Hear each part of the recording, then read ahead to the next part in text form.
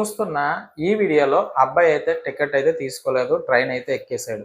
అయితే ఇలా మనం చాలా మందినైతే చూస్తూ ఉంటాం. కానీ టీటీ వచ్చినప్పుడు టికెట్ అడగడం జరిగింది ఆ అబ్బాయిని. కానీ అబ్బాయి టికెట్ లేదని చెప్పడం జరిగింది. దానికి టీటీ వివరాలైతే అడగడం జరిగింది. సో, దానికి ఆ అబ్బాయి ఏం చెప్పాడంటే తన చేతుకున్న దెబ్బలనైతే చూపించాడు. సో, దానికి కొన్ని కారణాలైతే చెప్పాడు.